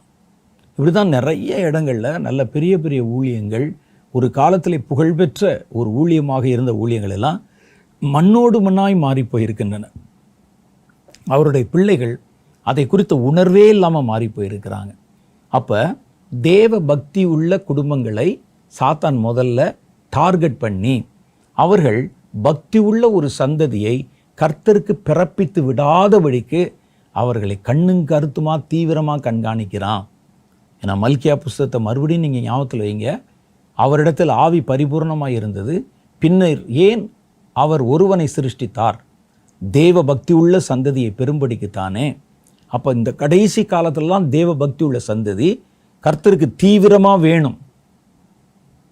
அது சாத்தானுக்கு தெரியும். ஏன்னா இந்த காலத்தினுடைய முடிவில், நம்ம வாழ்கிற இந்த காலத்தினுடைய முடிவில் தான் இயேசு மறுபடியும் திரும்ப வந்து இந்த பூமியை தனக்கு சொந்தமாக்கி கொண்டு தம்முடைய ஜனங்களை 4 திசைகளிலிருந்து கூட்டி சேர்த்து அவர்களை கொண்டு இந்த பூமியை ஆளுமை செய்ய போகிறார். அப்போ சாத்தான் என்ன செய்கிறான்? இந்த மாதிரியான குடும்பங்கள், பக்தி உள்ள சந்ததியை பிறப்பிக்கக்கூடிய குடும்பங்கள்னு யாரை பார்த்துட்டானோ அவங்க ரொம்ப கண்ணும் கருத்துமாக அவர்களை கண்காணிப்பான். அதனால் பயந்துடக்கூடாது. ஐயா ஊழியம் செஞ்சால் தானே கவனிப்பான்னு. ஊழியம் செய்யலைன்னா கவனிக்காமல் விட்டால் நம்மளே அங்கே போய் சேர்ந்துருவோம். அப்போ ஊழியம் செய்கிறவர்கள் கருத்தாக உங்கள் ஊழியத்தை கண்காணிக்கிற மாதிரி பிள்ளைகளை கண்காணிக்கணும், உங்கள் குடும்பத்தை கண்காணிக்கணும், உங்களுடைய வம்சம், உங்களுடைய தலைமுறையை கண்காணிக்கணும். ஒருவேளை நீங்கள் ஒரு வயசான பெரியவராக இருந்து உங்கள் பிள்ளைகள் நல்ல ஒரு வயதில் 40 வயசு 50 வயசில் இருக்கிறாங்கன்னு சொன்னால் பிள்ளைகளின் பிள்ளைகளை கவனிக்கணும். எந்த தலைமுறையிலும் நம்மால் பிறப்பிக்கப்பட்ட எந்த தலைமுறையிலும் சாத்தானுடைய விஷம் உள்ளே வந்துடக்கூடாது. அது வந்துருச்சுன்னா அது தேவனுடைய சித்தத்துக்கு எதிரான காரியத்தை செய்யும். அப்போ இது அவனுடைய முதல் நோக்கம். இரண்டாவது, கர்த்தருடைய பிள்ளைகளை மாத்திரல்ல, உலகத்தில் இருக்கிற சமுதாயத்திலே மற்ற எல்லாரையும் சாத்தான் ஏன் வஞ்சித்து கொண்டு வருகிறான் அப்படின்னு நீங்கள் சொன்னால், சாத்தான் இனி வருகிற காலத்தில் அவனுக்கு ஒரு 7 வருடம் முழு உலக ஆட்சி கையில் கொடுக்கப்பட போகிறது. அதுக்கு முன்னாலேயே தீவிரமான அவனுடைய பணிகள் நிறைவேறி கொண்டிருக்கின்றன. சாத்தான் எப்போவுமே என்ன செய்வான் அப்படின்னு சொன்னால், தன்னுடைய வேலைகளை செய்வதற்கு, தனக்கு அடிமையாக இருந்து காரியங்களை செய்வதற்கு அவனுக்கு மனிதர்கள் வேண்டும். அவனே போய் எல்லாம் செய்ய மாட்டான். சாத்தான் ஒரு குடும்பத்தை கெடுக்கணும், அவன் உட்காந்து சாராயம் காய்ச்சிட்டு இருக்க மாட்டான். மனிதர்களை பிடிச்சி அவனை காய்ச்ச வைப்பான். மனிதர்களை போதையில் இருக்க வைக்கணும், அவன் போய் போதைப் பொருட்களை உற்பத்தி செய்ய மாட்டான், மனிதர்களை பயன்படுத்துவான். அப்போ சாத்தான் இந்த சமுதாயத்தில் செய்ய போகிற தீமைகள் எல்லாவற்றுக்கும், அவனுடைய வேலைகள் பணிகள் எல்லாவற்றுக்கும், அவனுடைய குணத்திற்கும் சுபாவத்திற்கும் ஒத்த சுபாவம் உள்ள மனிதர்கள் அவனுக்கு தேவை. அவர்களை மனித குலத்திலேருந்து தான் எடுக்க முடியும். இந்த பாதாளத்திலேருந்து ஏறி வர ஆவி இதெல்லாம் வைத்து முழுசாக ஒன்றும் செஞ்சிட முடியும். மனிதர்களை வஞ்சிக்கணும், மனிதர்களை ஏமாற்றி தன்னுடைய கைப்பாவையாக வைக்கணும், அவர்களை கொண்டு தன்னுடைய வேலையை செய்ய வைக்கணும். இந்த கடைசி காலத்தில் தான் சாத்தான் தன்னை பலப்படுத்தி கொள்ளணும். சாத்தான் எதன் மூலம் தன்னை பலப்படுத்த முடியும் யோசிச்சு பாருங்க. நீங்கள் உங்களை பலப்படுத்த, நான் என்னை பலப்படுத்த நம்ம என்னென்னலாம் செய்ய முடியும்? ஜெபம் பண்ண முடியும், வேத வாசிக்க முடியும், உபவாசம் பண்ண முடியும், நற்கிரியைகளை செய்ய முடியும், தேவனிடத்திலே காத்திருந்து கிருபையை பெற முடியும், அக்னியை பெற முடியும். இதெல்லாம் நமக்கு கர்த்தர் வைத்திருக்கிற வல்லமையை பெற்றுக்கொள்ளக்கூடிய வழிகள். சாத்தான் தன்னை பலப்படுத்திக் கொள்ள என்ன செய்ய முடியும்? உபவாசம் பண்ண முடியுமா? ஆண்டவர்கிட்ட கேட்க முடியுமா? என்னை பலப்படுத்துங்க, உங்கள் கிருபை எனக்கு காட்டுங்க, இரக்கத்தை ஒரு கேட்க முடியுமா? அப்போ என்ன செய்யணும்? அவன் தனக்குத்தானே சுயமாக அந்த பலத்தை பெருக்கிக்கொள்ளும். அவனுடைய பலம் எங்கே இருக்குது தெரியுமா? ஒவ்வொரு ஏமாறுகிற மனிதனிடத்துல தான் அவனுடைய பலம் இருக்கிறது. ஒவ்வொரு முறையும் வஞ்சிக்கப்படுகிற மனிதன்தான் சாத்தானுடைய பலம். சாத்தானுடைய கையில் பெருக்குதே, அதெல்லாம் கர்த்தர் கொடுத்ததா அல்லது அவன் சம்பாதித்ததா? இதெல்லாம் ஒன்றுமே கிடையாது. அவன் வஞ்சித்தது, மனிதர்கள் வஞ்சிக்கப்பட்டது. அதனால் இயேசுவை ஒரு உயரமான இடத்துக்கு கொண்டு போய் நிறுத்தி பூமியினுடைய மகிமையெல்லாம் அவருக்கு காண்பிச்சு, இவையெல்லாம் என் கைகளில் ஒப்பு கொடுக்கப்பட்டிருக்கிறது, நீர் என்னை தாழ விழுந்து பணிந்து கொண்டால் இவை எல்லாவற்றையும் நான் உமக்கு தருவேன் என்று சொன்னான். ஆண்டவர் அதை மறுத்து பேசலை. உனக்கு எப்போ கொடுத்தோம்? உன் கையில் எங்கே இருக்குது? அதெல்லாம் இல்லை, எல்லாம் கர்த்தருடைய கையில். அப்படிலாம் ஒன்றுமே சொல்லலை அவர். காரணம் என்ன அப்படின்னு கேட்டால், பூமியை கர்த்தர் மனுபுத்திரரிடத்திலே கொடுத்தார். மனுபுத்திரரை பாவத்தை காண்பித்து அவர்களை பாவத்துக்கு அடிமையாக்கி சாத்தான் பூமி அவனுடைய கட்டுப்பாட்டில் எடுத்துக்கொண்டான். ஆண்டவர் இன்னொரு இடத்துல சொல்லுகிறார், இந்த உலகத்தின் அதிபதி என்கிட்ட வருகிறான், அவனுக்கு என்னிடத்தில் ஒன்றும் இல்லை, அவனை உலகத்தின் அதிபதி என்று அவர் டிக்ளேர் பண்ணுகிறார். ஏன்னா அவன் கையில் உலகம் இருக்கு. ஆனால் வேதம் சொல்லுகிறது, கர்த்தர் பூமியையும் அதோடைய சர்வ மகிமையும் சிருஷ்டித்து, பூமியையோ கர்த்தர் மனுபுத்திரரின் கையிலே கொடுத்தார். நம்ம கையில் தானே கொடுத்தாரு. அப்போ இவன் எப்படி அதை வாங்கினா? அவன் கையில் இருக்கிற எல்லா அதிகாரத்தை பாருங்க, பலத்தை பாருங்க, அவனுடைய மகிமையை பாருங்க, அவனுடைய பவரை பாருங்க. இது எல்லாம் அவன் தேவனிடத்திலிருந்து பெற்றது அல்ல, அவனாய் உருவாக்கி கொண்டதும் அல்ல. இது எல்லாமே மனிதர்களை வஞ்சித்து பெற்றுக்கொண்டது. சாத்தானிடத்தில் இப்போ நீங்கள் பார்க்கக்கூடிய எந்த ஒரு ஐஸ்வர்யமாக இருந்தாலும், ஆஸ்தியாக இருந்தாலும், மகிமையாக இருந்தாலும், அது உங்களுடையது, மனிதர்களுடையது. சாத்தானுக்கு கர்த்தர் செவி கொடுக்கறது இல்லை. இவன் போய் கேட்டெல்லாம் வாங்க முடியாது. சாத்தானுக்கு உருவாக்குகிற சக்தியும் கிடையாது. தேவன் எல்லாவற்றையும் உண்டாக்கினாரே, அந்த சக்தியும் கிடையாது. அப்போ ஒவ்வொரு முறை மனிதர்கள் வஞ்சிக்கப்படும் போதெல்லாம் சாத்தான் தன் பலத்தை பெருக்கிக் கொள்ளுகிறான். மனிதர்களை வஞ்சித்து ஏமாற்றுவதனால தான் தன்னுடைய பலத்தையும் அதிகாரத்தையும் பெருக்கிக் கொள்ள முடியும். ஏன் சாத்தானுக்கு மனிதர்களை அவனுக்கு அவர்கள் அடிமை என்பதற்கான சாசனம் அது. அந்த மாம்சத்தின் உயிர் இரத்தத்தில் இருக்கிறது. அப்போ அவர்கள் எனக்காக ரத்தம் சிந்தினாங்கன்னு சொன்னால் அவன் அந்த ஆத்மா எனக்குரியது. அந்த இரத்தம் அவர்களை பலப்படுத்துகிறது. இயேசுவின் இரத்தம் நம்மை பலப்படுத்துகிறது. மனிதர்களுடைய இரத்தம் சாத்தானை பலப்படுத்துது. அதனால தான் சாத்தான் என்ன செய்கிறான், இரத்தம் சிந்துதலை ஜனங்களுக்குள்ளே குறைய விடாமல் வச்சிருக்கிறான். ஆதி நாட்களில் மாத்திரம் இல்லை, போர்கள், யுத்தங்கள், சண்டை, கலவரங்கள், அதில் மாத்திரம் இல்லை, இன்னைக்கு வரைக்கும் பாருங்களேன். கர்த்தர் சொல்லுகிறார், சாகரனுடைய சாவை நான் விரும்புகிறதில்லை. பூமியில் அநியாயமாக சிந்தப்படுகிற இரத்தம் முழுசும் சாத்தானை பலப்படுத்துகிறது. கர்த்தருடைய நாமத்தின் மகிமைக்கென்று சிந்தப்படுகிற இரத்தம் அது கர்த்தருடைய நாமத்தை மகிமைப்படுத்துகிறது. ஒரு இரத்த சாட்சியாக மறிக்கிறாரு, பூமியில் இரத்தம் சிந்தப்படுது. அந்த இரத்தம் ஒரு இரத்த பழியை உருவாக்குவதில்லை, கர்த்தருக்கு மகிமையை கொண்டு வருகிறது. ஆனால் அநியாயத்திலும் அக்கிரமத்திலும் பாவத்திலும் போரிலும் கலவரங்களிலும் சிந்தப்படுகிற இரத்தம் சாத்தானுக்கு பலத்தை கொண்டு வருகிறது. அந்த மனிதர்கள் எல்லாம் என் கட்டுப்பாட்டில் இருக்கிறாங்கிற ஒரு பலத்தை கொண்டு வருகிறது. அதனால் சாத்தான் என்ன செய்கிறான், இந்த கலவரங்கள், இரத்தம் சிந்துதல் அதை குறைய விடாமல் பார்த்துக்கிறான். ஒரு காலத்தில் அருவாள், கத்தி, பட்டயம் எடுத்துக்கொண்டு சண்டை போட்டாங்க. இப்போவும் ரத்தம் சிந்துறாங்க. பாம், குண்டு, ஏவுகணைகள் பாருங்க. சிரியா பகுதியில், காசா பகுதியில், இஸ்ரேலை ஒட்டி இருக்கிற பகுதிகளில் போர் நடந்து கொண்டே இருக்கிறது. எங்கே பார்த்தாலும் அவைகள் மூலம் பல்லாயிரக்கணக்கான மனிதர்கள் கொல்லப்படுகிறார்கள். நீங்கள் சொல்லுங்க, அங்கே கொல்லப்பட்ட மனிதர்கள் இரத்த சாட்சியா? அவருடைய மரணத்தினால் கர்த்தருக்கு மகிமை உண்டாகுமா? சிலர் இந்த போர்களை ரொம்ப உயர்வாக பேசிகிட்டு இருப்பாங்க. பார்த்தீங்களா, கர்த்தருடைய காரியம் நிறைவேறுகிறது, கர்த்தர் பாருங்கள் ஜெயித்து விட்டார். நீங்கள் சொல்லுங்கள், அந்த போரில் மரித்தவர்களுடைய இரத்தம் கர்த்தருக்கு மகிமையை கொண்டு வந்ததா? மகிமை வருமா அவங்களுக்கு? அப்போ ஏன் இவ்வளோ திரளான இரத்தம் சிந்தப்படுகிறது? பூமியிலே மனிதருடைய இரத்தம் சிந்தப்பட்டால் சாத்தானுக்கு பலம் பெருகிவிடும். அதை மறந்துடக்கூடாது. அதனால் சாத்தான் என்ன செய்கிறான், தன்னுடைய திட்டங்களை மனிதர்களை கொண்டே செய்ய வைக்கணும். அப்போ நான் இங்கே உட்காந்துட்டு கமெண்ட்மெண்ட்ஸ் கொடுப்பேன், இதை செய் அதை செய்ன்னு சொல்லி பிளான் கொடுப்பேன், செய்கிறது மனிதர்கள். அப்போ தன்னுடைய திட்டத்தை செயல்படுத்துகிற மனிதர்கள் தன்னுடைய சுபாவம் மாதிரியே சுபாவம் உள்ளவர்களாக இருக்கணும். அவனுடைய சுபாவம் என்ன பாருங்க, மனிதாபிமானமற்ற சுபாவம். தான் மாத்திரம் வாழ்ந்தால் போதும் என்கிற ஒரு சுயநலம். எல்லாரை விட நான் என்னை உயர்த்தி கொள்ளணும், என்னை உயர்த்தி கொள்வதற்கு நான் எந்த எக்ஸ்ட்ரீமுக்கும் போகலாம், என்ன வேண்டுமானாலும் செய்யலாம். இதெல்லாம் சாத்தானுடைய குணாதிசயங்கள். சாத்தானுக்குன்னு கிரியை செய்கிற ஆட்களை பாருங்கள், அப்படி தான் இருப்பாங்க. ஒரு ஹிட்லரை எடுத்துக்கொள்ளுங்கள். யூதர்களை கொன்றார்கள். யூதர்களை 6 லட்சத்திற்கும் அதிகமான பேரை கொலை செய்தான். அப்போ அவனுக்கு அந்த மனிதாபிமானம் இல்லை. குழந்தைகளை வெட்டின பள்ளத்தில் போட்டு உயிரோட புதைத்தார்கள். மனிதாபிமானம் இல்லாமல் இருப்பாங்க. அந்த உலக போர்களில் ஹிட்லர் யூதர்களை கொன்றதுனால தான் ஹிட்லரை வில்லன் என்று சொல்லுகிறார்கள் கிறிஸ்தவர்கள். அவன் வேறு ஆட்களை கொண்டிருந்தான்னு வச்சுக்கங்களேன், உடனே ஹிட்லரை ஹீரோவாக்கியிருப்பாங்க. அங்கே யூதன் என்றும் அல்ல, பிறன் என்றும் அல்ல, ரத்தம் சிந்துதல் தான்.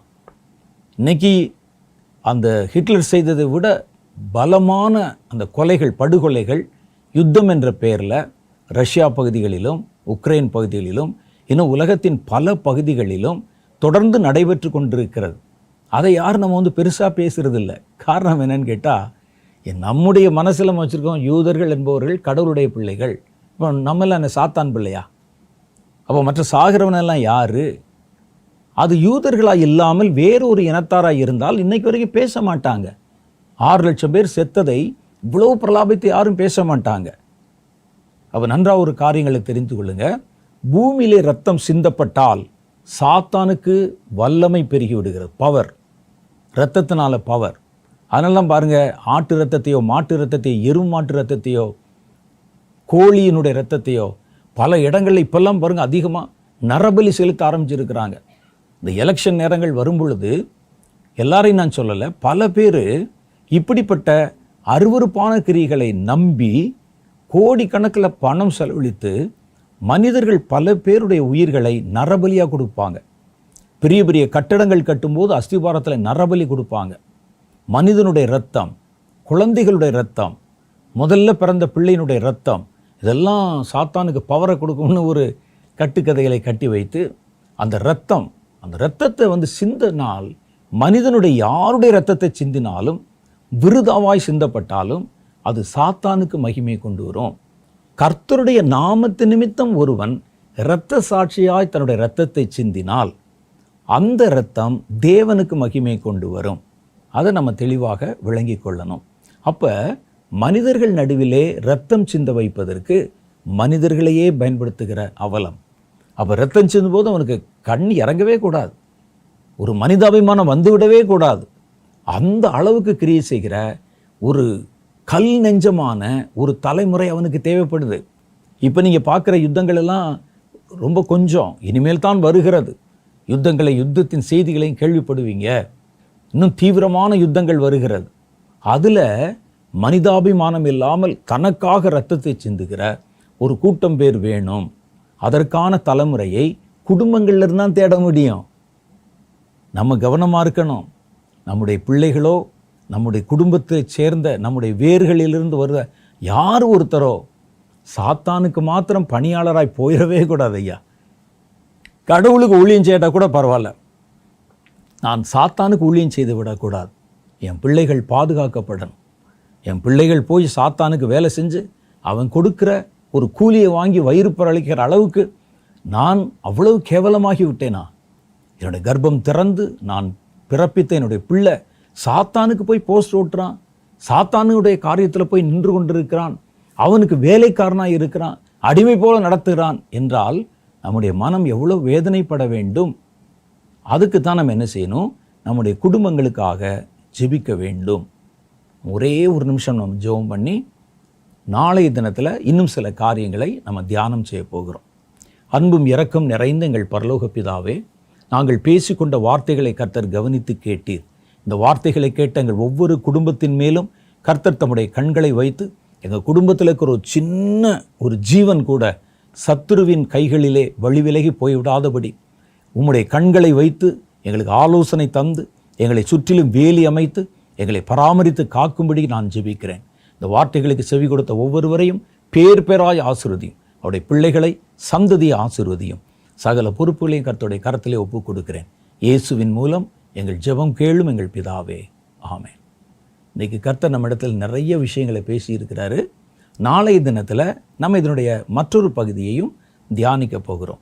அதுவரை கர்த்தர் உங்களை ஆசீர்வதித்து காப்பாராக. ஆமென்.